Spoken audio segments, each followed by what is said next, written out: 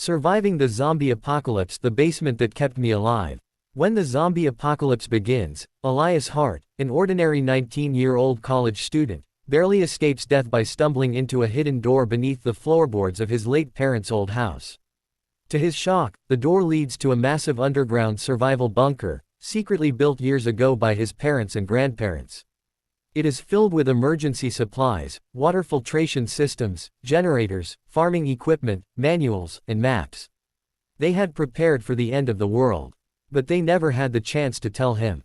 Now alone, with no idea whether his older brother is alive, Elias must survive one day at a time.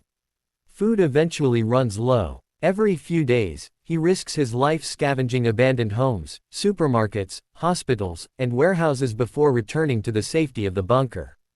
There are no superpowers, no system, no chosen one, just one lonely survivor learning how to stay alive. As the months pass, he slowly transforms the forgotten bunker into a true underground home with gardens, workshops, rainwater collectors, and hidden escape routes. But strange clues left behind by his parents suggest they knew far more about the coming apocalypse than anyone else. And somewhere out there, his missing older brother may still be searching for him. The story focuses on the quiet, emotional, and realistic everyday life of surviving in a ruined world, where every can of food, every battery, and every sunrise is a victory. Chapter 1: The Day the World Ended. The first scream sounded like a car accident. Elias Hart barely looked up from his phone as he walked out of the college gates. Students gathered along the sidewalk, some pointing toward the busy intersection a block away. Horns blared without stopping. Someone laughed. Probably another crash. Another scream followed. This one didn't stop. Elias frowned and slipped his phone into his pocket. People were beginning to run, not away from traffic, but from something inside the crowd. A man stumbled into the middle of the road, his shirt soaked with blood. Before anyone could help him, another person lunged onto his back, biting into his neck. The street fell silent for a heartbeat. Then chaos erupted. People scattered in every direction. Cars rammed into one another as frightened drivers slammed on their brakes. A motorcycle skidded across the asphalt. Someone shouted that it was a terrorist attack. Elias didn't wait to find out. He ran. His lungs burned after only a few minutes. He wasn't athletic. Between college, a part-time convenience store job, and taking care of their old family house, exercise had never been part of his life. He turned into a narrow alley, hoping to avoid the panicked crowds. His phone buzzed. "Big bro. Elias, don't go outside. Go home immediately. Lock every door. Don't trust anyone." Before Elias could reply, another message appeared. "I'm coming for you." Then, nothing. He called. No answer. Again. Still nothing. The signal bars disappeared. "No. Come on." He kept trying as he ran, but every call failed. Smoke rose over the city. Somewhere nearby, an explosion echoed between the buildings. Helicopters roared overhead. Sirens screamed from every direction before gradually disappearing one by one. The world was falling apart faster than Elias could understand. He reached the neighborhood where he'd grown up. The streets that had always been filled with children and neighbors were almost empty. A woman pounded on a locked gate while something staggered toward her. Elias looked away. He couldn't help. He wasn't brave enough. He hated himself for that. But if he stopped, he knew he'd die too. The old Hart family house stood at the end of the street. A two-story wooden home surrounded by an overgrown garden. His parents had died in a highway accident 6 years ago. Since then, only Elias and his older brother had lived there. His brother worked long hours, often leaving before sunrise and coming home late at night. Now, the house was silent. "Brother." No answer. He unlocked the front door and hurried inside, locking it behind him. Every window, every curtain, every door. His hands shook so badly that it took 3 tries just to turn the deadbolt. The television still worked. Every channel showed emergency broadcasts. Citizens are advised to remain indoors. Avoid physical contact. The military has begun evacuation procedures. Do not approach infected individuals. The screen suddenly filled with static. Then darkness. The power went out. The entire house became eerily quiet. Only his breathing remained. Night arrived much faster than he expected. Without electricity, the neighborhood disappeared into darkness. From outside, a slow, heavy Bang! Someone hit the front gate. Another bang. Then another. Elias froze. He carefully peeked through a tiny gap in the curtain. A man stood outside. Or what used to be a man. His skin was gray. His clothes were torn. His head hung at an unnatural angle. Yet, he kept pushing against the gate. Slowly. Relentlessly. More figures emerged from the darkness. 1, 3, 5, 10. They wandered aimlessly through the street, bumping into cars, fences, and one another, drawn by the noise. Elias backed away from the window as quietly as he could. His heartbeat thundered in his ears. He knew one thing: if they got inside, he wouldn't survive until morning. He sat on the cold living room floor, clutching the only weapon he had, a worn kitchen knife. Outside, the banging continued. Inside, he whispered the same words over and over. "Please be alive. Please come home, brother." The house gave no answer. Only the endless knocking echoed through the night. Chapter 2, The Secret Door. The knocking never stopped. Bang, bang, bang. Each dull thud echoed through the empty house, shaking Elias awake long before sunrise. He had fallen asleep sitting against the living room wall, still clutching the kitchen knife. His neck ached, and every muscle in his body felt stiff. For a moment, he forgot what had happened. Then another bang came from the front gate. Reality returned. Morning light filtered through the curtains. Elias cautiously peeked through the smallest gap. The zombies were still there. Some wandered aimlessly down the street. Others stood motionless as if waiting. A few bumped into fences or abandoned cars without purpose. They weren't fast. They weren't intelligent. But they never seemed to get tired. He slowly backed away. "I'm trapped." His stomach growled. He hadn't eaten since yesterday afternoon. The kitchen still had a little rice, canned tuna, instant noodles, and bottled water. Enough for a few days. Maybe a week if he was careful. He quietly cooked instant noodles on a portable gas stove instead of using the kitchen, afraid the smell or noise might attract more of the creatures outside. As he ate alone, the silence inside the house felt even heavier than the chaos outside. By noon, the neighborhood had become strangely quiet. No cars, no voices, no television, no electricity, no internet, only the occasional distant scream carried by the wind. His phone displayed one lonely message. No service. He stared at the conversation with his older brother. The final message remained on the screen. "I'm coming for you." Elias whispered. "Where are you?" No answer came. He decided to search the house. If he was going to stay here, he needed to know everything inside. The bedrooms held only old memories.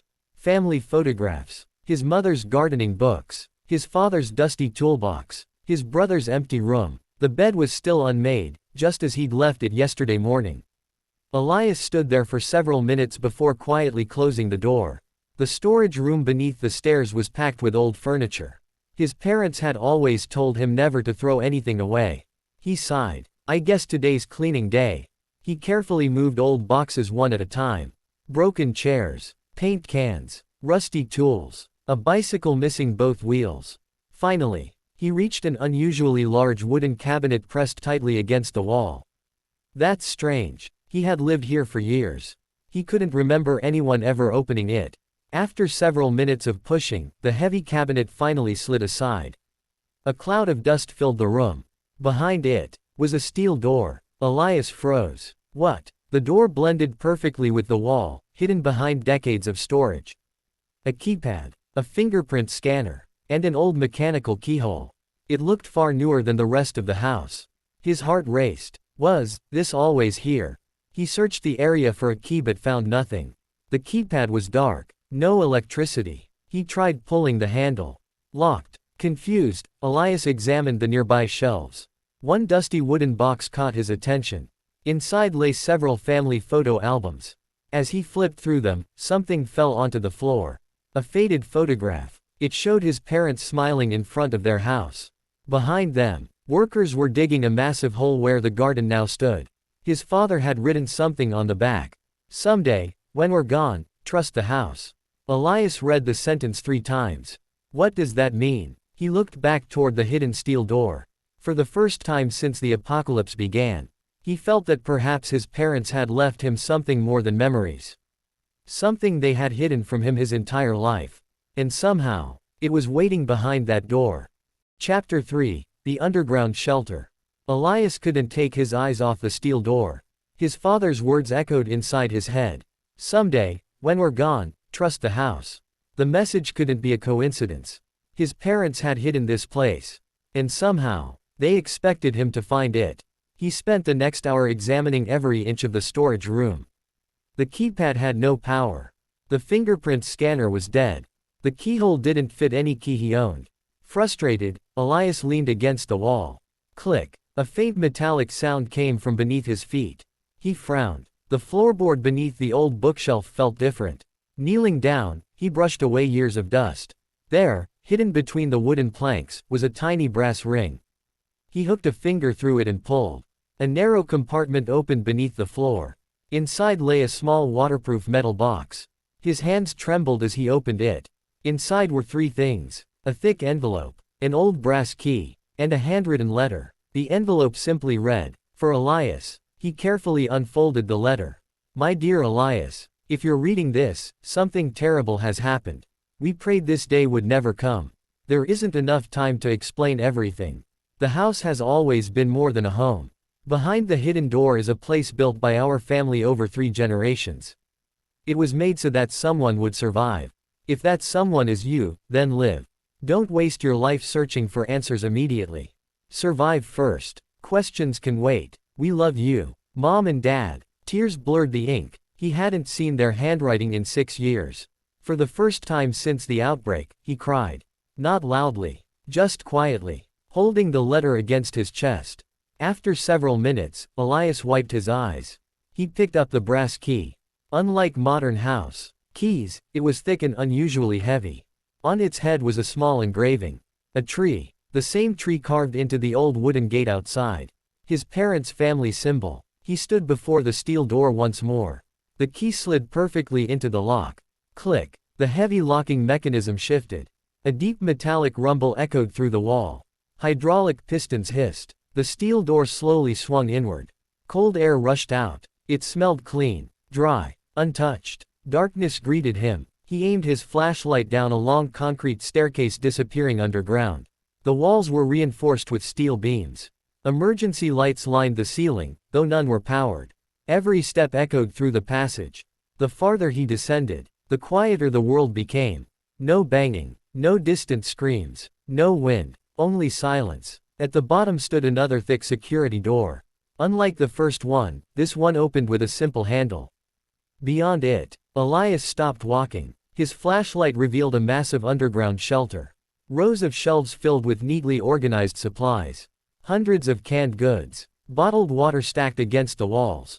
Medical cabinets. Blankets. Fuel containers. Solar batteries. Hand tools. Boxes labeled with dates. A workshop. A kitchen. A bathroom. A generator room behind reinforced glass. Even a small library filled with survival manuals. Everything was spotless, as though someone had cleaned it only yesterday. This, his voice echoed through the bunker, is impossible. Mounted beside the entrance was another framed letter. This one was written by his grandfather. Welcome home. This shelter was built not because we wanted disaster.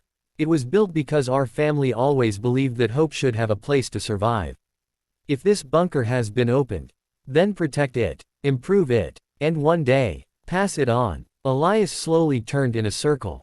His parents hadn't left him money. They hadn't left him riches. They had left him a chance. A chance to live. For the first time since the apocalypse began, he wasn't standing inside a prison. He was standing inside the safest place he had ever known. Yet as he stared at the endless rows of supplies, one thought lingered in his heart. If brother comes home, I hope he finds this place too. The bunker remained silent, waiting for the family it had been built to protect. Chapter 4. First night alone. The massive steel door closed behind Elias with a deep metallic thud. A row of thick locking bolts slid into place automatically. For the first time since the outbreak, the silence was complete. No banging, no screams, no groaning from the undead. Only the faint hum of the bunker settling after years of remaining unopened. Elias slowly exhaled. I made it. He wandered through the shelter for hours.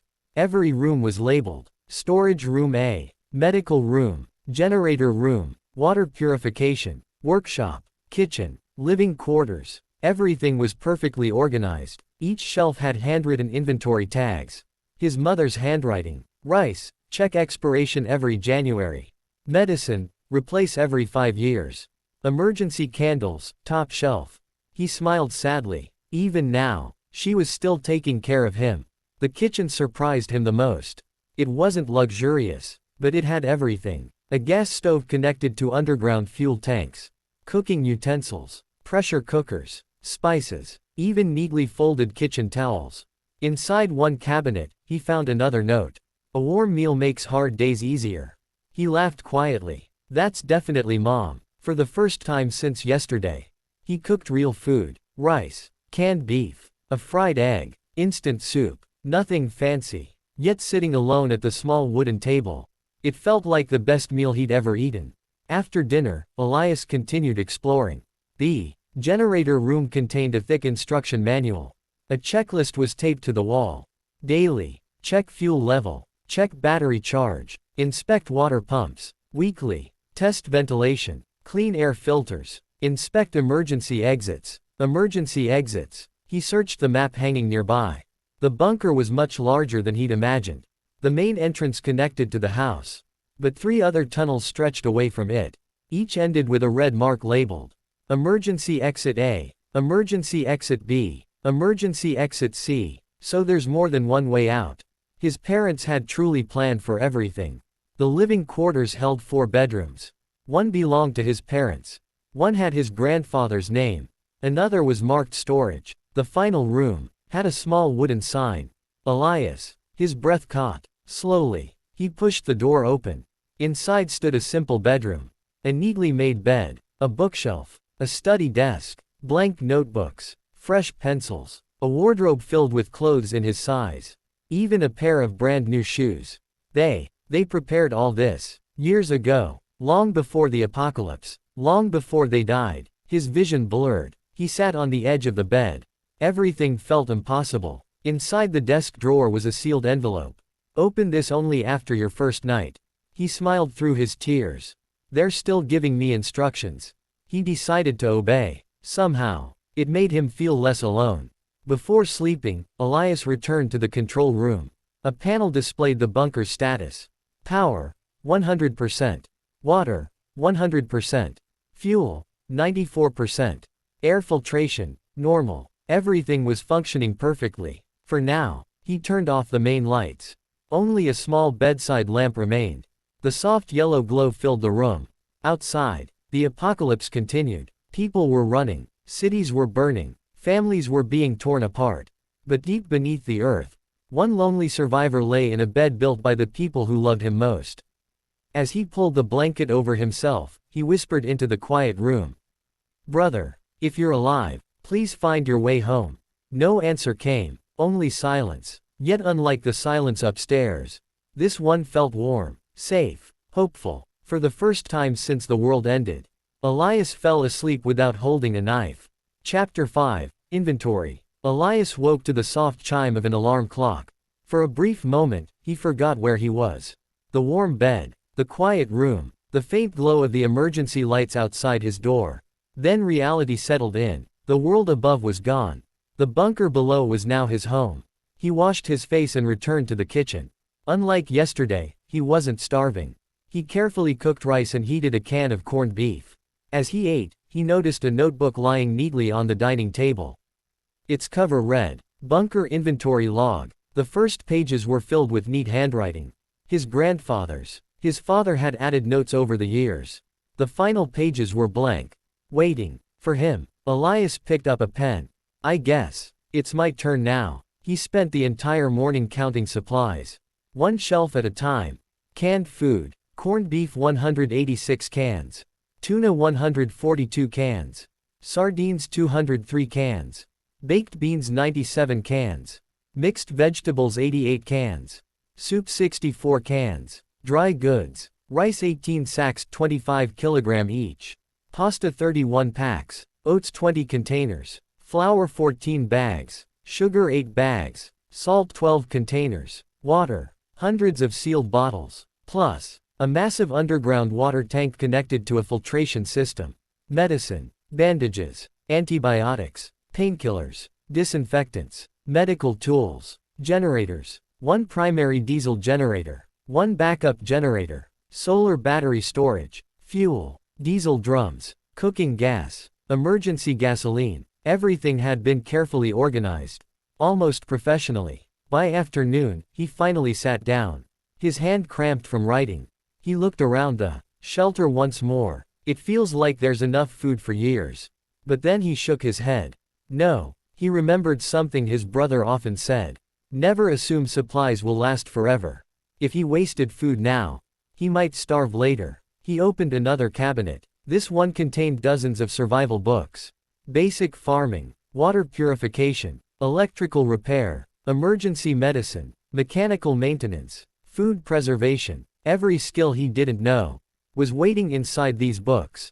Elias smiled. I guess college isn't over after all. That evening, he made himself a schedule. Morning, check bunker systems. Exercise for 30 minutes. Study one survival skill. Afternoon, clean one section of the bunker. Organize supplies. Practice basic repairs. Evening, read family journals. Plan future scavenging routes. Record daily inventory. Sunday, full equipment inspection. Deep cleaning. Rest. Living without a routine would eventually destroy his mind. He refused to let that happen. Before bedtime, he walked into the storage room again. This time, he noticed something strange. The inventory numbers written on several shelves didn't match what he'd counted. Some cans were missing. Not many. Just enough to notice. He frowned. Maybe his parents had forgotten to update the list before. No, the handwriting was recent. Far newer than the rest. Someone had used this bunker after his parents died. His heart began to race. Brother. He searched the room again. No footprints. No fresh trash. No sign that anyone was still here. Only one thing rested quietly on a nearby shelf. A dusty coffee mug. The coffee inside had long since dried. But beside it was a folded piece of paper. Written in familiar handwriting. If you're reading this. Elias froze. It wasn't his parents' handwriting. It belonged to his older brother. Chapter 6. Learning the bunker. The folded note trembled in Elias's hands. His older brother's handwriting. There was no mistaking it. He unfolded the paper carefully. Only one sentence was written. If you're reading this, then you found the bunker. Good, it means you're alive. His breathing became uneven. There was no date, no explanation, nothing else. Just those words. His brother had been here. After their parents had died. After the bunker had been sealed. But where was he now? Elias searched the storage room from top to bottom. No second note. No footprints. No backpack. Nothing. It was as if his brother had visited only long enough to leave that message before disappearing again. He looked at the half-empty shelf. So the missing supplies hadn't been stolen. His brother had taken them. Which meant, he might still be alive. Hope, something Elias hadn't felt since the outbreak, quietly returned. Instead of chasing answers immediately, Elias remembered his parents' letter. Survive first. He folded the note and placed it safely inside the inventory log. If you're alive, I'll find you. But not today. The bunker still held countless rooms he hadn't inspected properly. He decided to learn everything about the place before risking another step outside. He started with the generator room. The diesel generator was larger than he expected. Beside it stood a thick maintenance binder. His father had written notes in the margins. Run only when necessary. Solar batteries first. Fuel is harder to replace than electricity. Elias spent the next hour tracing every pipe and cable until he understood how power flowed through the shelter. Next came the water purification room. A huge underground storage tank filled nearly half the chamber. Rainwater from the roof could be filtered through layers of gravel, charcoal, ceramic filters, and ultraviolet purification before reaching the bunker. A laminated diagram hung on the wall. His mother had drawn tiny smiley faces beside each maintenance step. He couldn't help smiling back. The ventilation room proved more complicated. Large fans slowly circulated fresh air through hidden intake shafts disguised among the trees behind the house. Manual backup cranks sat beside each motor. If the electricity ever failed completely, he could still breathe. That realization alone eased a fear he hadn't realized he had. The workshop became his favorite room. Rows of neatly arranged tools lined the walls. Hammers, saws, drills, wrenches, nails sorted by size, electrical repair kits, plumbing supplies, even welding equipment. A chalkboard listed one sentence in faded writing. If something breaks, learn to fix it, Dad. Elias ran his fingers over the words. I'll do my best. In the afternoon, he reached a heavy door marked Archive. Unlike the other rooms, it required a small key. The same brass tree symbol was engraved on the lock. Inside, hundreds of binders filled towering shelves. House blueprints, maintenance records, receipts dating back decades, old maps of the neighborhood, photographs taken during the bunker's construction. His grandfather had documented almost everything. This is our family's history. Near the back of the archive stood a large wall map. Red circles marked locations across the city. Hospital, fire station, police armory, hardware warehouse, water treatment plant, supermarket. Each had handwritten notes beside it. Some were labeled high risk, others priority supplies. His parents hadn't just built a bunker. They had planned future scavenging routes. Years in advance. As evening fell, Elias returned to the control room. He looked around the bunker with new eyes. Yesterday, it had felt like a miracle. Today, it felt like a machine. Every room had a purpose. Every tool had a place. Every system depended on regular care. If he neglected even one of them, the bunker would slowly die. And so would he. He opened his notebook and wrote his first personal rule. The bunker isn't saving me. I'm the one responsible for keeping it alive. He closed the notebook. Tomorrow, he would finally step outside again. Not because he wanted to, but because even the best bunker couldn't provide everything forever.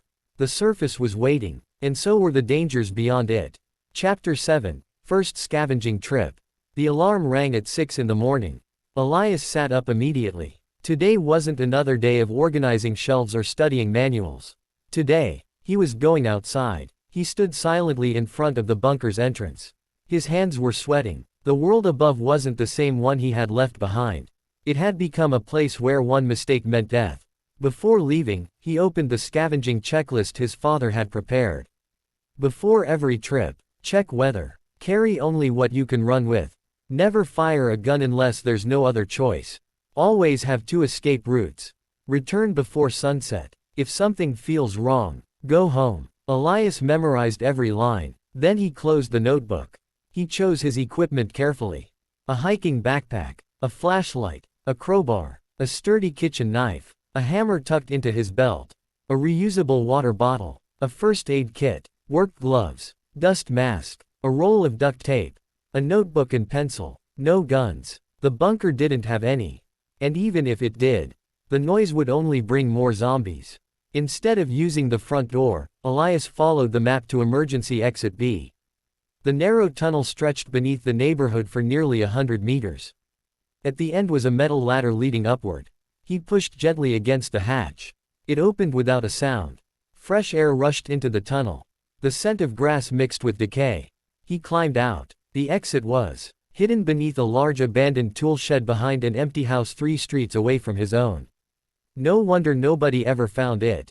He quietly closed the hatch behind him. The neighborhood looked frozen in time. Cars remained where they had crashed. A bicycle lay abandoned in the road. Laundry still hung from clotheslines. Only the people were gone. Or rather, changed. A lone zombie wandered across the next street. Its movements were slow and uneven. Elias crouched behind a broken fence. He remembered another page from the survival manual. Zombies don't hunt. They react. Noise, movement, light. Avoid all 3 whenever possible. He waited until it stumbled out of sight before moving again. His first destination wasn't the supermarket.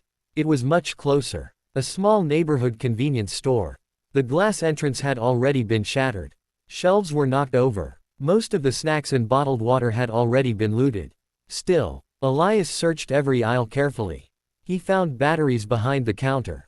A box of disposable lighters. A sewing kit. 2 unopened bottles of cooking oil hidden beneath a fallen shelf. Several cans of powdered milk in the stockroom. Not much, but enough. He carefully packed everything into his backpack. As he prepared to leave, a soft bark echoed outside. Elias froze. Another bark. Not a zombie. A dog. Peeking through the doorway, he spotted a thin golden retriever standing beside an overturned motorcycle. The dog's ribs were visible beneath its dirty fur. It stared at him silently. Its tail wagged once. Then, a low groan answered from somewhere down the street. The dog barked again, louder this time. No, too late. 3 zombies slowly turned toward the sound. Then 5. Then more. The dog panicked and ran. The zombies followed, but one of them noticed Elias standing inside the store. Its cloudy eyes fixed on him. It let out a guttural growl. More heads turned. His heart nearly stopped. Elias grabbed his backpack and ran through the store's back exit. Behind him came the slow but relentless shuffling of feet. He didn't look back. He remembered the checklist. Always know your escape route. He leapt over a fallen fence, cut through a narrow alley, and squeezed between 2 abandoned trucks. The zombies followed, but slowly. By the time they reached the alley, Elias had already disappeared into another street.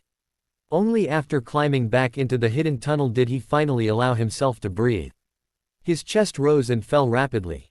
His entire body trembled. He laughed weakly. I actually made it. Back inside the bunker, Elias carefully unloaded his backpack. The supplies weren't impressive, but they were earned. Every battery, every lighter, every bottle of oil, each one had nearly cost him his life. As he updated the inventory log, he added a new page. Scavenging lessons number 1. Never underestimate noise. Small stores are safer than large supermarkets. Always keep your escape route clear. 1 backpack is enough. Survival isn't about bringing home everything. It's about making sure you come home. He closed the notebook. Tomorrow, the bunker would be a little more prepared. And so would he. Chapter 8. The Grocery Store. Elias stood before the large neighborhood grocery store. Unlike the small convenience shop from yesterday, this place was massive. Its parking lot was littered with abandoned shopping carts, crashed vehicles, and scattered groceries that had long since rotted. A faded sign swayed in the wind. Harper's Grocery. He crouched behind an overturned delivery truck and observed the building through a pair of binoculars he had found in the bunker. 5 zombies wandered near the main entrance. 2 more shuffled through the parking lot. Another stood motionless beside the loading dock. 8. He whispered as he marked them in his notebook. He waited. 10 minutes. 20. Half an hour. The zombies moved slowly but unpredictably.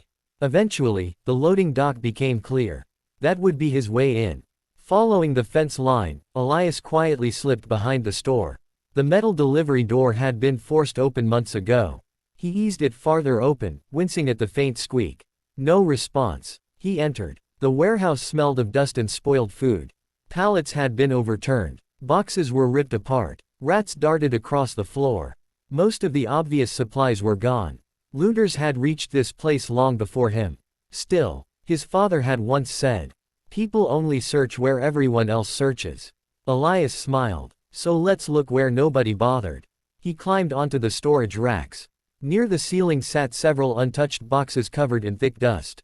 Inside them, vacuum-sealed rice, dried beans, powdered soup packets, cooking spices. Apparently, the boxes had been placed too high for hurried looters to notice.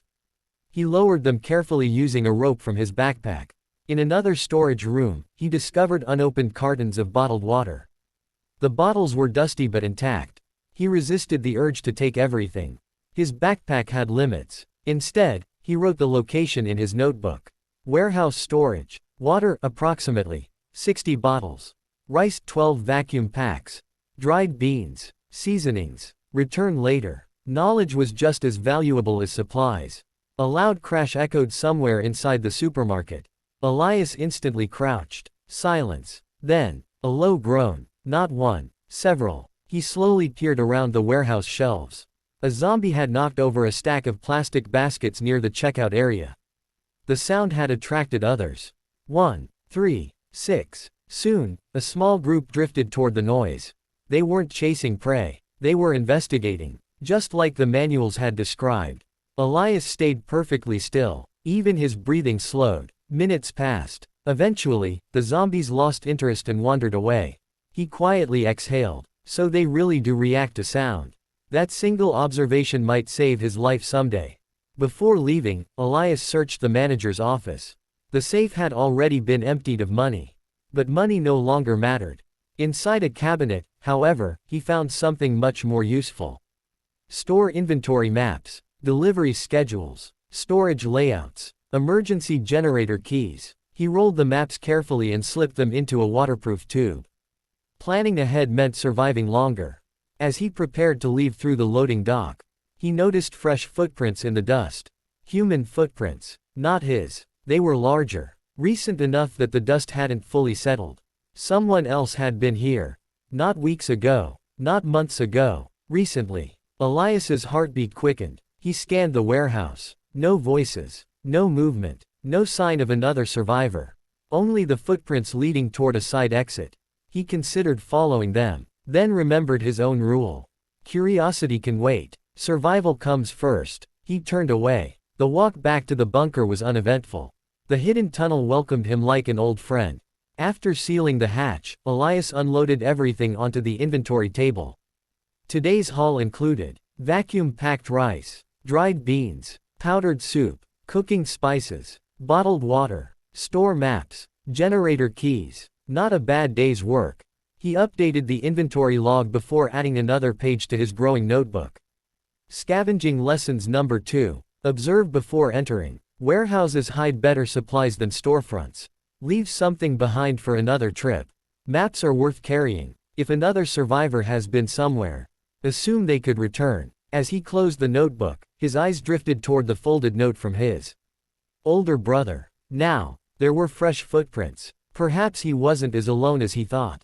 But until he knew who was out there, the bunker remained his greatest secret.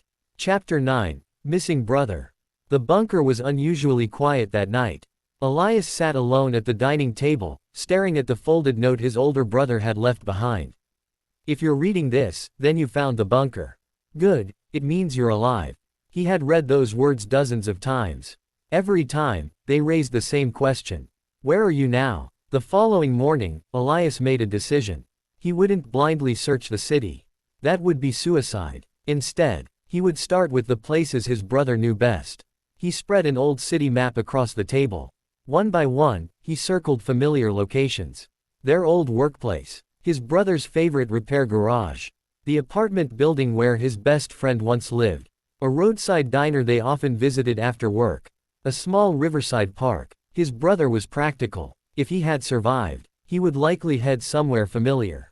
Before leaving, Elias packed lighter than usual.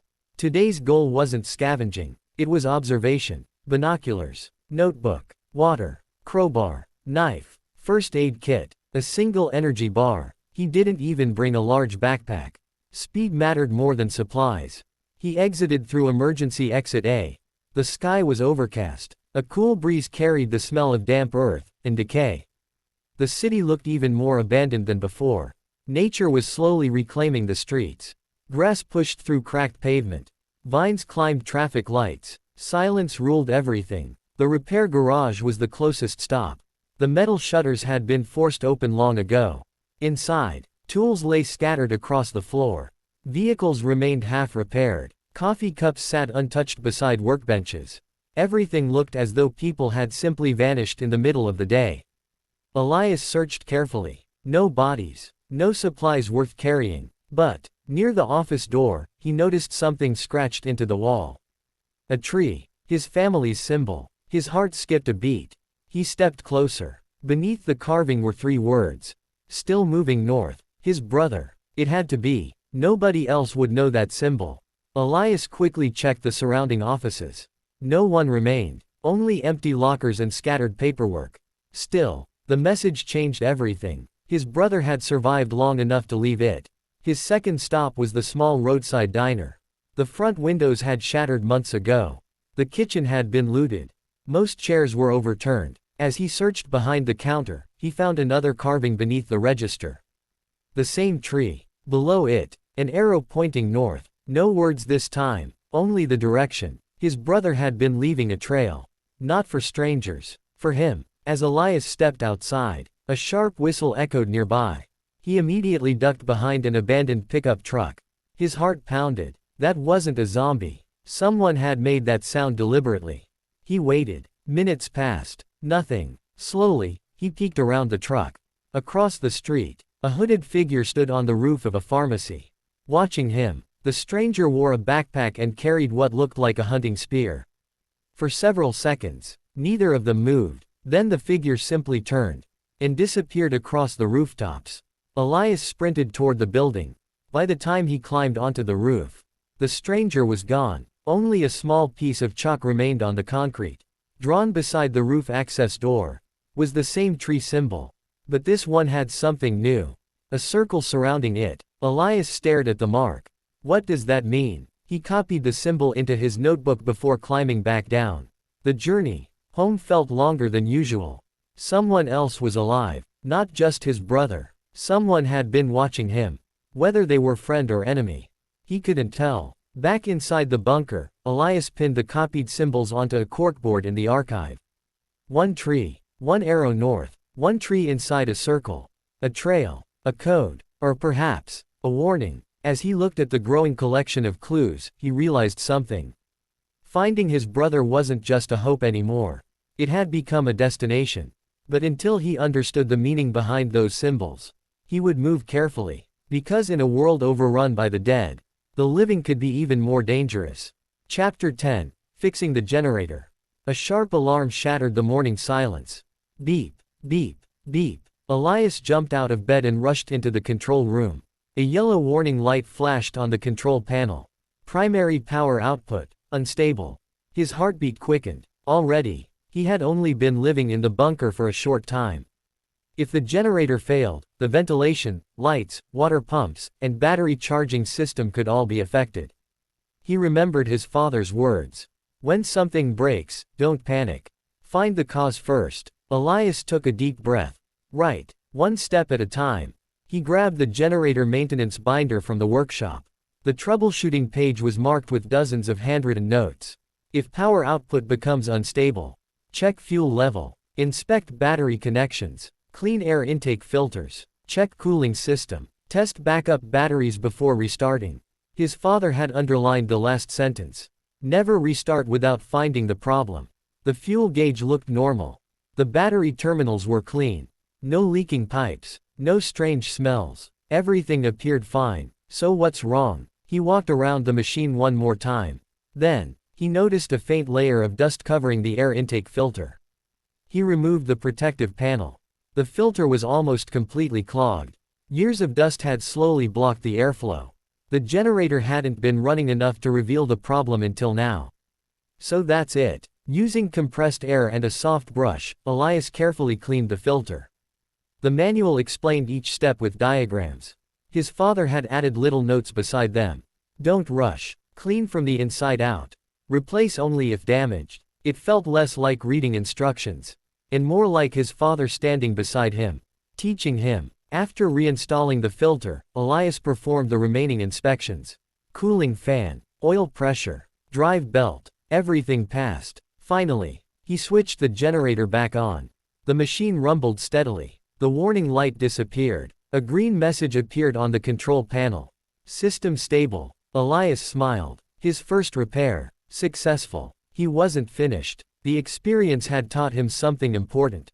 The bunker wasn't magical. It aged. It wore down. It needed constant care. If he ignored small problems, they would become disasters. He opened a fresh notebook.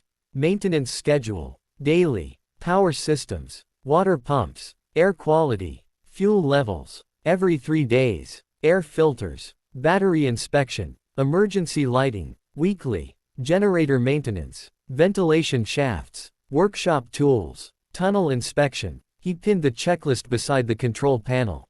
No excuses. That afternoon, Elias decided to inspect the ventilation tunnel connected to the generator room. He crawled through a narrow maintenance passage barely wide enough for one person. Several meters inside, he discovered something unusual. A section of the wall had fresh scrape marks. Not from machinery, from metal, as though someone had dragged something heavy through the tunnel. His flashlight swept across the floor.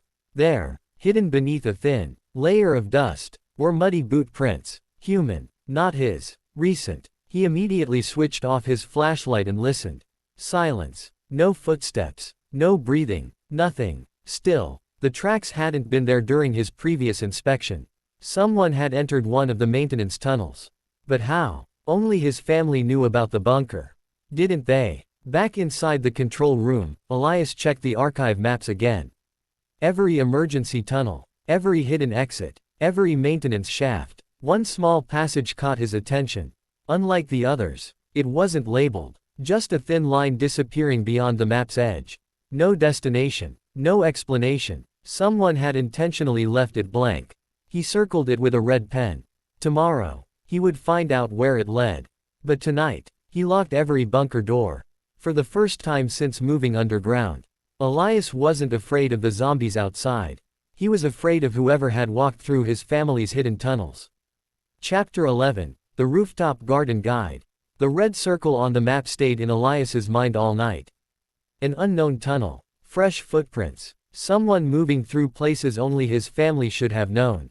He wanted to investigate immediately. But as he reached for his backpack the next morning, his eyes fell on a note taped beside the kitchen table. His mother's handwriting. Take care of tomorrow before chasing yesterday. Elias let out a quiet sigh. You'd say something like that. He set his backpack down. The mysterious tunnel wasn't going anywhere. His food supply, however, was. After breakfast, he entered the archive room again. This time, he searched for anything related to farming. One thick green binder caught his attention. Rooftop Garden Guide. Written by Elias Hart, his mother. Inside the cover was a photograph of her smiling in the family garden, wearing oversized gloves covered in dirt. Across the bottom she'd written, "Every seed is a promise that tomorrow exists." The guide wasn't just about gardening. It explained how to grow food during disasters, how to make compost, how to collect rainwater, how to save seeds, how to rotate crops. There were hand-drawn diagrams of planter boxes built from scrap wood. Instructions for growing vegetables in limited sunlight. Even notes on keeping insects away without pesticides. Elias smiled. Mom really planned everything. One section was marked with a bright yellow tab. Emergency indoor garden. He read carefully. If going outside becomes too dangerous, convert unused bunker rooms into growing areas. The next page showed the exact room. Storage room C. Unused. Close to the water system. Already fitted with drainage. So this room wasn't meant for storage. It was meant to become a farm. Elias immediately inspected the room. It was empty except for old shelves and wooden crates. The ceiling contained several unused light fixtures. Nearby electrical outlets connected directly to the solar batteries. Everything had already been prepared. He just needed to build it. The workshop suddenly became much busier. Using scrap lumber, old pallets, nails, and screws, Elias spent the afternoon constructing his first planter box. His first attempt leaned badly to one side. The second collapsed completely. He laughed despite himself. So much for natural talent. By sunset, the third box finally stood straight. It wasn't pretty, but it was sturdy. The bunker still contained sealed bags of potting soil. He carefully filled the planter. Then opened one of the emergency seed containers. Lettuce, spinach, tomatoes, beans, carrots, green onions. His mother had labeled every packet with planting instructions. He chose lettuce. Fast-growing, reliable, beginner-friendly. Just like she'd written in the margin. Kneeling beside the planter, Elias gently covered the tiny seeds with soil. He poured water slowly over the surface. Nothing happened. Of course nothing happened. They were just seeds. But somehow, the bunker felt different. Warmer. Less like a shelter. More like a home. As he cleaned his hands, something slipped from inside the gardening binder. A folded photograph. His parents stood beside a much younger Elias. His older brother stood behind them, pretending to place rabbit ears over Elias's head. Everyone was laughing. On the back, his mother had written, "One day, this garden will feed all of us again." Elias stared at the photo for a long time. His voice barely rose above a whisper. "I'll make sure it does." That evening, he added a new section to the inventory log. Bunker projects. Generator maintenance. Inventory completed. Scavenging routes mapped. Indoor garden started. Below it, he wrote one final sentence. A bunker doesn't become a home because it's safe. It becomes a home because life continues inside it. As the lights dimmed for the night, Elias looked one last time at the small planter box. The soil was still, silent. Yet beneath the surface, life had already begun. Chapter 12. Rainwater. The sound woke Elias before dawn. Tap, tap, tap, rain. He hurried to the control room and checked the outdoor camera feed. Dark clouds covered the sky, and heavy rain poured over the abandoned neighborhood. For the first time since entering the bunker, nature was giving him something instead of taking it away. He smiled. Today's the day. His mother's rooftop garden guide contained an entire chapter about rainwater collection. She had even left a note at the top of the page. Rain is free. Don't waste a single drop. According to the guide, the bunker had been designed to collect rain automatically through hidden gutters built into the old house and garage. The water would flow into a pre-filter, then into an underground storage tank before passing through the purification system. But the system hadn't been used in years. It needed inspection first. Wearing a raincoat from the emergency supplies, Elias climbed through emergency exit A. The rain soaked him almost instantly. The world looked different. The constant smell of decay had weakened. The streets were nearly empty. Even the zombies moved more slowly, wandering through the downpour with stiff, awkward steps. Rain muffled every sound. For the first time, the surface felt almost peaceful. Following the guide, Elias inspected the hidden gutters along the roof of the old family house. Leaves, twigs, bird nests, years of debris clogged nearly every section. No wonder it isn't working. Using a small folding ladder stored beside the garage, he carefully cleaned each gutter. The rain washed mud from his gloves as he worked. It took nearly 2 hours. Finally, water rushed through the pipes with a satisfying gurgle. He laughed. There you go. The underground filtration room came alive. Fresh rainwater flowed into the collection tank. The first stage filter caught dirt and leaves. The second removed fine sediment. The third chamber purified the water before it entered storage. On the control panel, a small green light blinked. Rain collection active. Water level, 31%, 34%, 37%. The numbers slowly climbed. Elias watched them with quiet satisfaction. Every percentage meant fewer risks in the future. Back inside the bunker, he decided to test the newly collected water. He boiled a small pot anyway. His mother's guide had another handwritten reminder. Trust your systems, but verify them. He smiled. She never skipped safety. Neither would he. The water tasted clean, cold, fresh, far better than bottled water that had been sitting on shelves for years. That afternoon, Elias expanded the indoor garden. He watered the planter boxes using the newly purified rainwater. Tiny green shoots had already begun pushing through the soil. Only a few, barely visible. Still, he crouched beside them for several minutes.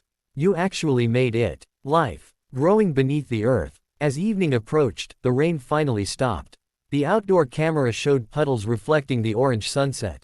Then, movement. Not zombies. A person. A lone figure wearing a dark rain poncho walked slowly past the old Hart family house.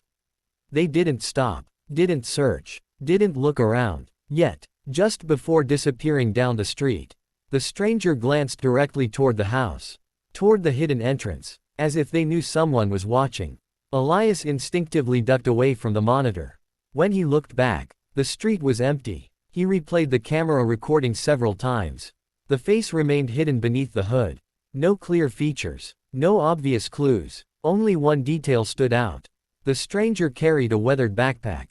Attached to it, hung a small wooden charm. Carved into the shape of a tree. The same tree. His family's symbol. Elias leaned back in silence. One coincidence. Could be luck. Two. Could be chance. But this. Someone else knew the meaning of that symbol. And they were getting closer. Chapter 13. Close Call. The mysterious hooded figure haunted Elias's thoughts. For 3 days, no one appeared on the cameras again. The streets remained eerily quiet. The indoor garden continued to grow. The rainwater tank reached nearly half capacity. Everything seemed peaceful. Too peaceful. His inventory log revealed another problem. Fresh vegetables were still weeks away. The bunker had plenty of canned food, but vitamins would eventually become a concern. He needed fruit, medicine, and batteries. That meant another scavenging trip. This time, Elias chose a residential neighborhood. People often overlooked houses while rushing to supermarkets during emergencies. His father had once written, The best supplies are usually inside ordinary homes. So that became today's destination. Using emergency exit C, Elias emerged behind a line of abandoned houses. The neighborhood was silent. Front doors hung open. Mail piled high in rusted mailboxes. Children's toys still rested in front yards. He forced himself not to imagine what had happened here. The first house had already been stripped clean. The second contained only ruined furniture. The third still held supplies. Inside the pantry, Elias discovered jars of honey, tea, vitamin tablets, peanut butter, dried fruit, a hand crank radio. Exactly what he needed. He packed only what he could comfortably carry. Then quietly left. As he crossed the backyard, a sudden crash echoed from inside the house. A zombie stumbled through a broken bedroom door. Its leg dragged uselessly behind it. But its eyes locked onto Elias immediately. He backed away slowly. The zombie lurched forward. One step, then another. Elias turned and ran. He vaulted over a low fence. The zombie followed, slowly, clumsily. Yet it never stopped. He could easily outrun it. But then, his backpack caught on a hanging clothesline. The sharp tug nearly pulled him backward. The metal bucket hanging from the line crashed onto the concrete. Clang! The sound echoed through the entire neighborhood.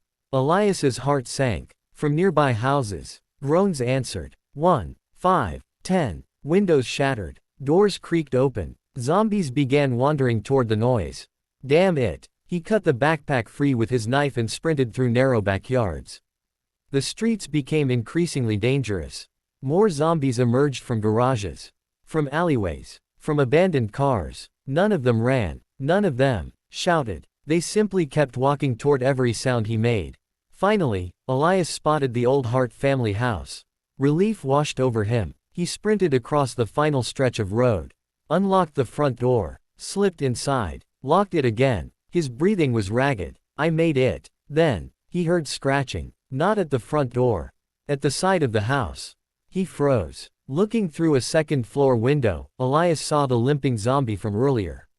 It had followed him, not because it knew where he lived, but because it had never stopped walking. It wandered around the house, slowly, patiently, then reached the side wall. Only a few meters away, hidden beneath thick vines, was the concealed entrance leading toward the bunker. The zombie bumped against the wall repeatedly. Each impact shook loose a little more dirt. No, Elias whispered. If it keeps doing that, the hidden entrance might be exposed. He grabbed a long broom from the hallway. Carefully opening an upstairs window, he extended the handle as far as he could. With one quick shove, he knocked over an empty flower pot on the opposite side of the yard. Crash! The zombie immediately turned toward the new sound. Slowly, it shuffled away from the hidden entrance. Elias waited until it disappeared around the corner. Only then did he breathe again. After sunset, he carefully exited through emergency exit B. Using branches, loose soil, climbing vines, and broken garden decorations, he disguised the hidden bunker entrance even better than before. He also scattered old scrap metal nearby. If anything bumped against the area again, it would look like ordinary debris. Not a hidden door. Back underground, Elias updated the inventory. Honey, tea, vitamins, radio, dried fruit. Then he added another page to his notebook. Scavenging lessons number 3. Residential homes are valuable. Never assume you've escaped until you're safely underground. Even slow zombies can eventually find you. Protect the bunker before protecting supplies. Every scavenging trip should end by checking all hidden entrances. Before going to bed, Elias watched the outdoor cameras one final time. The limping zombie had long since wandered away. But another thought lingered. If one zombie could accidentally discover the bunker, what would happen? If a person did? Chapter 14, Silent Days. The bunker had never been quieter. After the close call at the hidden entrance, Elias decided not to leave for a while. The risk was too great. He had enough food, enough water, enough work. There was no reason to gamble his life. So the days settled into a routine. Every morning, he checked the bunker systems. Power, water, ventilation, generator. Everything worked as expected. Then he watered the indoor garden. The lettuce had grown enough to show tiny green leaves. The tomatoes had finally sprouted. Even the beans had begun climbing the simple wooden stakes he had built. Life moved slowly underground. He spent afternoons repairing old furniture. One day, he restored an old wooden chair from the workshop. The next, he fixed a broken bookshelf. He even polished the dining table until it looked almost new. Little by little, the bunker felt less like an emergency shelter, more like a real home. At night, he read his grandfather's journals, his father's maintenance notes, his mother's gardening guide. There was always something to learn, always another project waiting. Yet, when he closed the books, the silence returned. The first week passed quickly. The second, much slower. Elias caught himself speaking aloud. "Good morning." No one answered. "Lunch is ready." Silence. "The tomatoes are growing." Only the humming of the ventilation fans replied. He laughed awkwardly. "I guess I'm talking to plants now." One evening, he set 2 bowls on the dining table. One for himself, one for his older brother. Only after sitting down did he realize what he'd done. Slowly, he picked up the second bowl, washed it, placed it back inside the cabinet. His chest felt strangely heavy. To distract himself, Elias turned on the old radio he had scavenged. Static. Nothing else. He slowly rotated the tuning dial. Static. Buzzing. Silence. Then, a faint voice. "If anyone alive." His eyes widened. He adjusted the frequency. North. Evacuation. The signal disappeared. Only static remained. He kept trying for nearly an hour. Nothing. Had he imagined it? Or had someone truly been broadcasting? He carefully wrote the frequency into his notebook. Days continued to pass. The indoor garden flourished. Rainwater reserves increased. Inventory remained stable. Everything was improving. Except him. He found himself staring at the security monitors for hours. Watching empty streets. Waiting for movement. Waiting for someone. Anyone. Sometimes he caught himself hoping to see the hooded stranger again. Other times, he hoped to see his brother walking toward the house. Neither happened. One afternoon, while cleaning the archive, Elias discovered a dusty cardboard box labeled "Family Memories." Inside were dozens of old videotapes. Birthday parties, school performances, family vacations. His parents had even left an old video camera. The bunker contained a tape player too. Curious, Elias connected everything together. The screen flickered to life. A much younger version of himself appeared, laughing as he chased bubbles across the backyard. His older brother ran after him, pretending to be a monster. Their mother laughed behind the camera. His father grilled food nearby. For nearly an hour, Elias watched memories from a world that no longer existed. When the tape finally ended, the screen turned blue. The room became silent once more. He wiped away the tears he hadn't realized were falling. "I miss you." That night, before going to bed, Elias wrote something new in his journal. Personal rule. Surviving isn't only about staying alive. It's about staying human. He closed the notebook, then quietly carried one of the old family photographs to his bedroom. He placed it beside the bed. So tomorrow morning, he wouldn't wake up feeling quite so alone.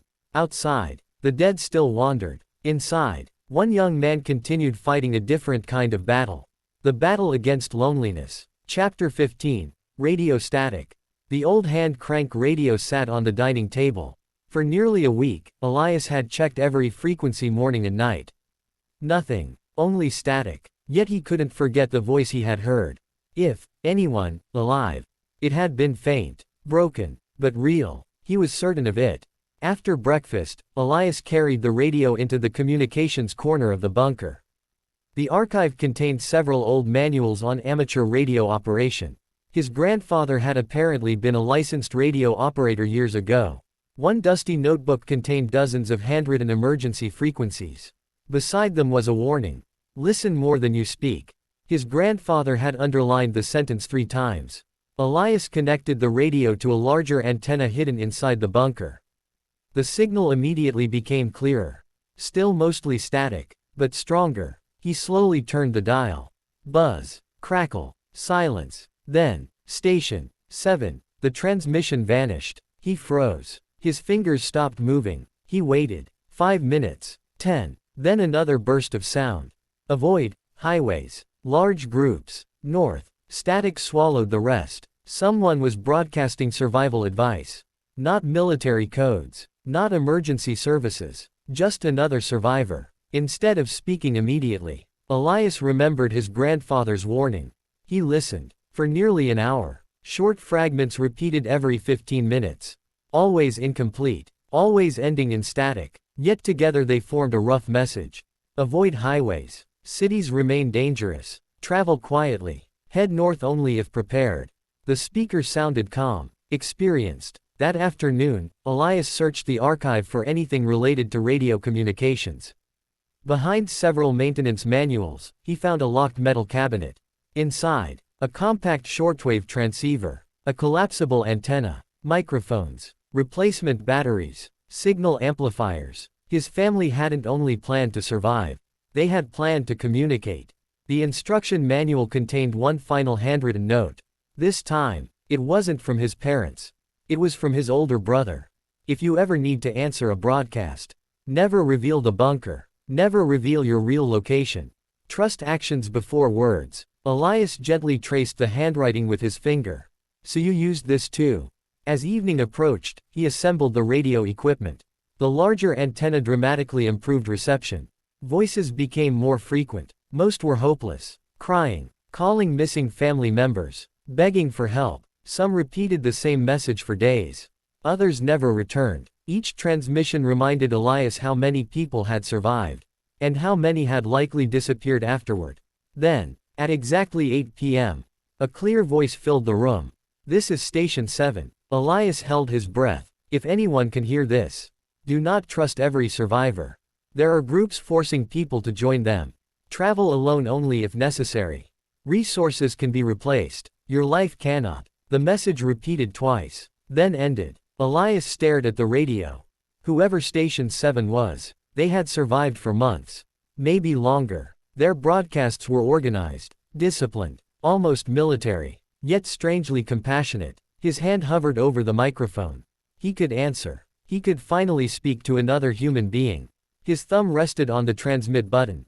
Then, he remembered every warning. His parents, his grandfather, his brother. Slowly, he lowered the microphone. Not yet. He wasn't ready. Before shutting everything down, Elias opened a new section in his journal.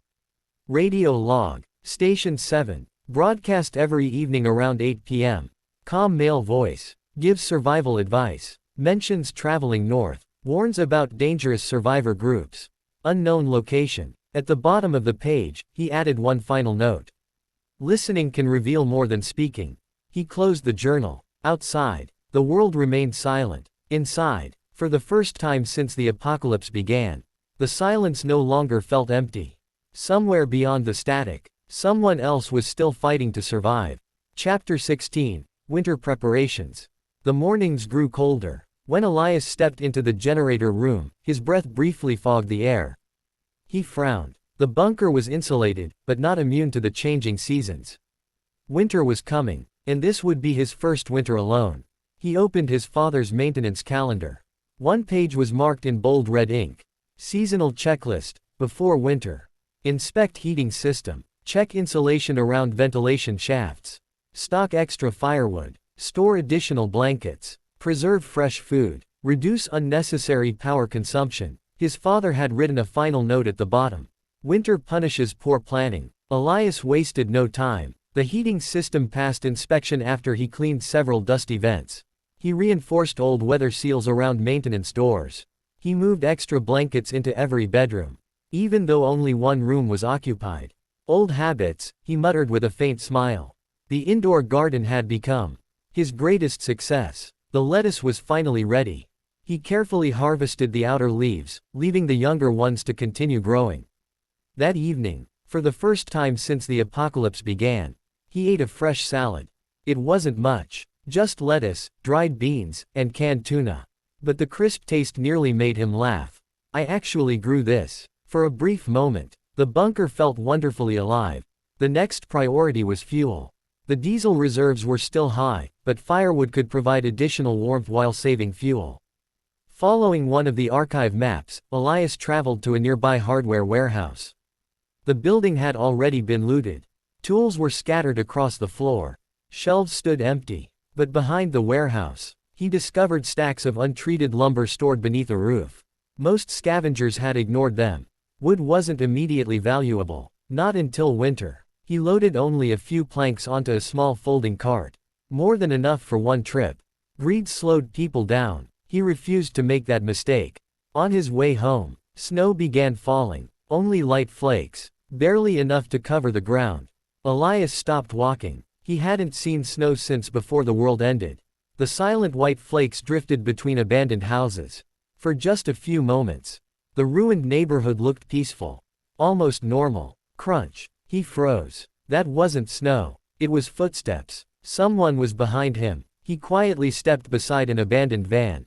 The footsteps stopped. Silence. Then, crunch. Closer. Elias slowly peeked around the vehicle.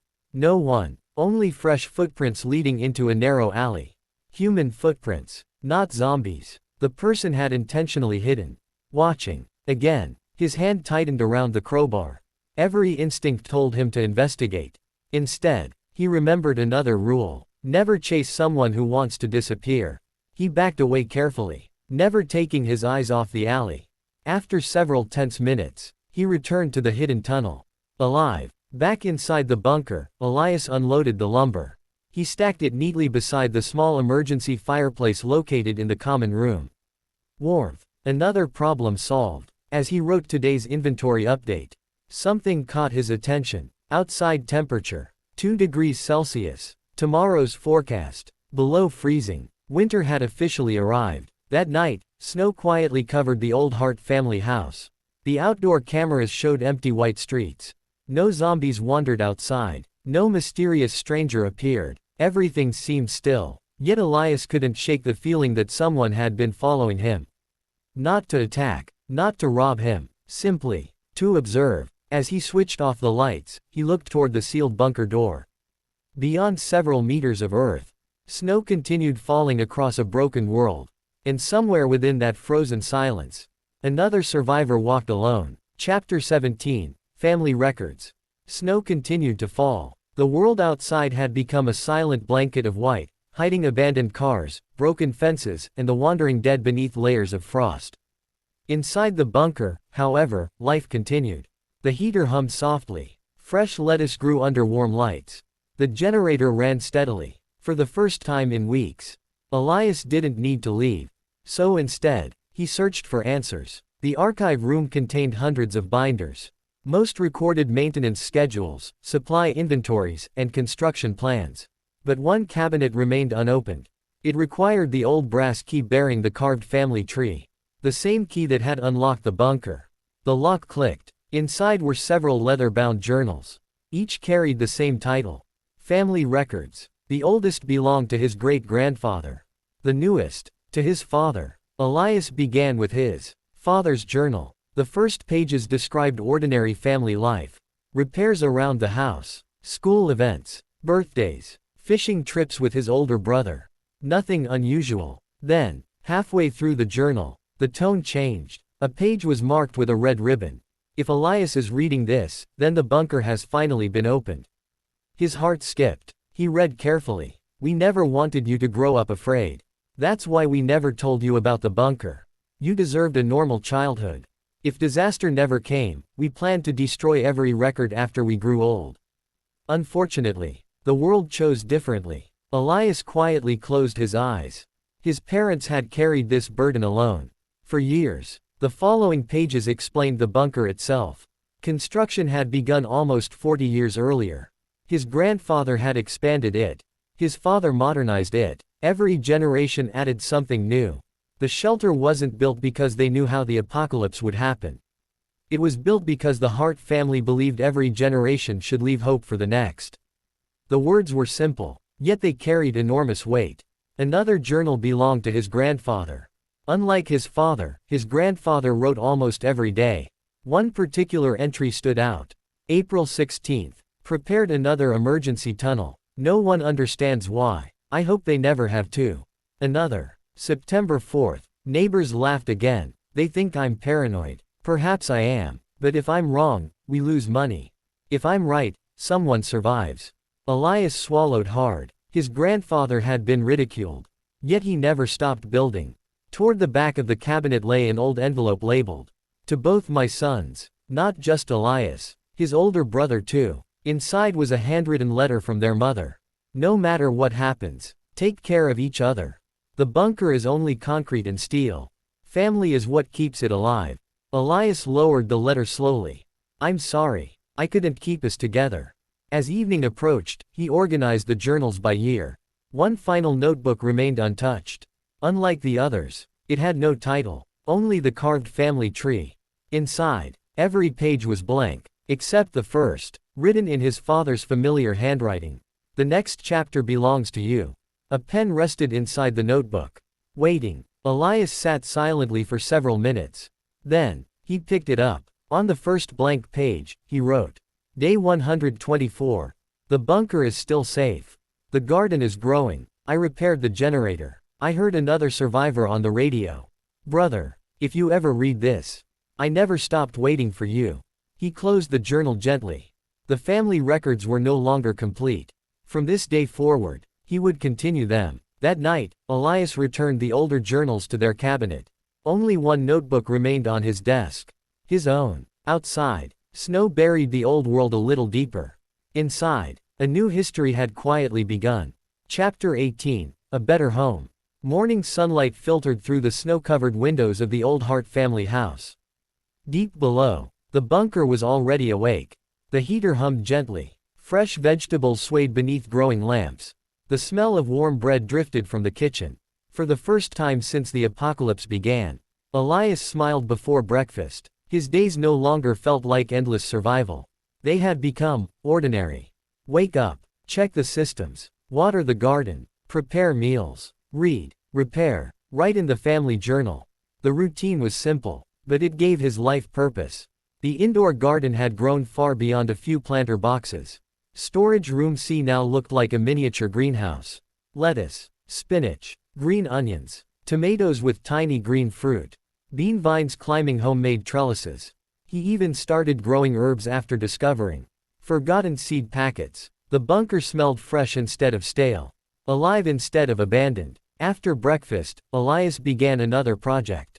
The empty common room had always felt cold. Too much concrete, too many gray walls. He wanted to change that. Using leftover lumber from the workshop, he built bookshelves. He moved family photographs from dusty boxes onto the walls. His mother's favorite flower painting now hung above the dining table. His father's old toolbox became a decorative storage chest. Even the worn sofa received new cushions sewn from spare blankets. The room slowly transformed, not into a bunker, into a living room. That afternoon, Elias baked bread. The recipe came from one of his mother's cookbooks. His first loaf burned. The second collapsed. The third actually looked like bread. He laughed as he cut into it. It wasn't perfect, but it tasted wonderful. He placed a slice beside a bowl of vegetable soup made from his own harvest. Mom, I think I'm getting better. Later, he wandered into the workshop. His eyes landed on an old acoustic guitar resting in the corner. He remembered it immediately. It had belonged to his father. The strings were dusty but intact. Elias spent nearly an hour replacing old strings from a spare repair kit. He strummed awkwardly. The first chord sounded terrible. The second wasn't much better. Still, music filled the bunker for the first time. The notes echoed through the halls. Soft, gentle, human. That evening, Elias carried a wooden chair into the archive. He placed his growing family journal beside the older records. The shelves no longer felt like a museum. They felt connected. Past, present, future. He smiled. Grandpa, I think you'd like what this place has become. Before dinner, Elias checked the outdoor security cameras. Snow covered the neighborhood. The streets remained empty. Intel, movement. A deer cautiously stepped into the old garden. Thin, hungry, searching for food beneath the snow. It wandered peacefully for several minutes before disappearing back into the trees. Elias couldn't stop smiling. The animals are coming back. Nature was healing, even if humanity wasn't. That night, he sat beside the small fireplace. A cup of hot tea warmed his hands. The guitar rested against the wall. Fresh bread cooled on the kitchen counter. Vegetables waited to be harvested tomorrow. The bunker glowed with warmth. He quietly opened his journal. Day 131. Today didn't feel like surviving. It felt like living. Maybe That's what Mom and Dad wanted all along. He closed the notebook. Outside, the world remained broken. Inside, a lonely young man had finally turned a forgotten shelter into something far more precious. A home. Chapter 19. A signal. The radio crackled at exactly 8 o'clock. Like every evening before it, Elias sat quietly beside the communications desk, notebook open, pencil ready. Static. Then, the calm voice returned. This is Station 7. Elias leaned closer. Weather conditions remain severe. Northern roads are partially blocked. Avoid unnecessary travel. The transmission continued for another minute before dissolving into static. Nothing unusual. Until a single, sharp beep echoed from another receiver on the desk. Not the radio. The emergency communications console. Elias frowned. He had never seen that machine activate before. The small screen displayed only one line. Unknown signal detected. Signal strength. Weak. Direction. Unknown. Duration. 3 seconds. Then, gone. He immediately searched the archive. Behind a row of old electrical manuals, he found the operating guide for the emergency communications console. According to his grandfather's notes, the system wasn't designed to receive radio broadcasts. It detected short-range emergency transmitters, personal distress beacons, military locator devices, emergency rescue signals. The range, less than 20 kilometers. Someone close by had transmitted. His pulse quickened. The signal could mean many things. Another survivor, a rescue team, a trap, or his brother. He forced himself to stay calm. Guessing would only lead to mistakes. The following morning, Elias carried a portable directional antenna to the surface. Snow still covered the neighborhood. The streets remained silent. Using the antenna, he slowly rotated in a full circle. Nothing. Then, a faint tone. Beep. Northwest. He turned again. The signal grew stronger. Only slightly. But enough. He marked the direction on his map. The source appeared to be somewhere beyond the old industrial district. Farther than he had ever traveled before. Too far for a single day's trip in winter. He closed the map. Not today. Preparation came first. Back inside the bunker, Elias began planning. Extra food, warm clothing, medical supplies, a sleeping bag, replacement batteries, snowshoes from the storage room. He carefully laid everything across the workshop table. His father had always said, long journeys are survived before they begin. As he packed, something rolled out from beneath an old cabinet. A small metal tin. Inside, several laminated cards. Each showed a different symbol. The familiar family tree. A tree inside a circle. A tree with an arrow pointing north. And one symbol Elias had never seen before. The family tree, surrounded by 3 small stars. A note beside it read, meeting point confirmed. His breath caught. The symbols weren't random. They were codes. His family had created an entire communication system. Perhaps, his brother was still using it. That evening, Elias returned to the communications room. The unknown signal appeared again. Stronger this time. 5 seconds. Northwest. Exactly the same direction. He wrote everything into his journal. Signal log. Day 132.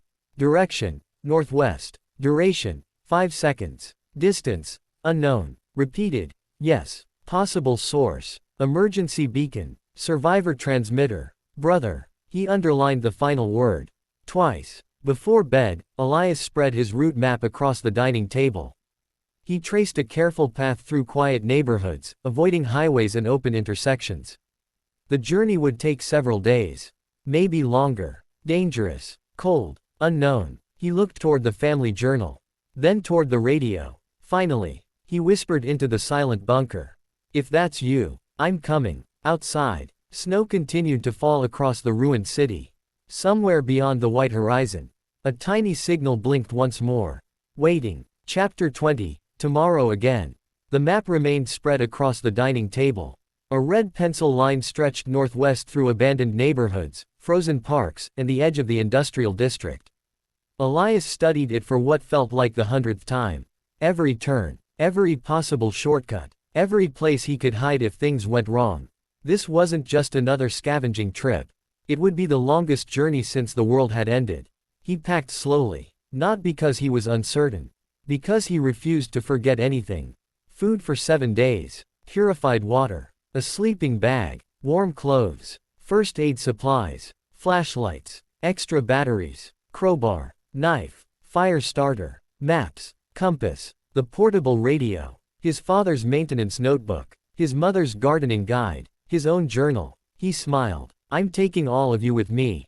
Before leaving, Elias made one final inspection of the bunker. The generator purred steadily. Fuel reserves remained healthy. The rainwater tanks were nearly full. The indoor garden was thriving. Fresh bread cooled on the kitchen counter. Everything was exactly as it should be. He updated the inventory one last time. Status report. Power, stable. Water, 92%. Food, sufficient. Garden, producing. Security, normal. He signed the page. Elias Hart. In the archive room, he stood before the shelves of family journals. His great-grandfather, his grandfather, his father, and finally, his own. He placed a hand on the newest notebook. I'll come back. It wasn't a promise to the bunker. It was a promise to his family. As he prepared to leave, something caught his eye. The small planter where he had sown his very first lettuce seeds. Nestled beside the leaves, a tiny envelope. He frowned. I don't remember putting that there. Inside was a single folded note. It was written in his brother's handwriting. If you ever have to leave the bunker, always leave something behind that tells others you survived. Hope is easier to follow than footprints. Your big brother. Elias smiled, his eyes watering. So you really were here. He carefully placed the note inside his journal. He walked through every room one final time. The kitchen, the workshop, the communications room, the greenhouse, the archive, the bedroom. Each room held memories now. Not just supplies. He realized something. When he had first opened the bunker, it had saved his life. Now, it had given him a reason to live. Before climbing the ladder to emergency exit A, Elias looked back. The bunker lights glowed warmly in the distance. The shelves were full. The fireplace was clean. The family photographs smiled from the wall. It no longer looked like an emergency shelter. It looked like home. He switched off the unnecessary lights to conserve power. Only the greenhouse and essential systems remained illuminated. The bunker would wait, just as it had waited for him. Snow crunched softly beneath his boots as he stepped into the cold morning. The sky was clear. The ruined city stretched endlessly before him. Far away, a faint electronic beep echoed from the directional receiver clipped to his backpack. Beep. Northwest. He adjusted the strap on his backpack and took a deep breath. I'm coming. Not because he was certain his brother was there. Not because he believed the journey would end happily. But because standing still would never answer the questions that had followed him since the day the world ended. He took his first step. Then another. Leaving behind the safety of the bunker. Walking toward the unknown. Far beneath the old Hart family house, the bunker continued to hum quietly.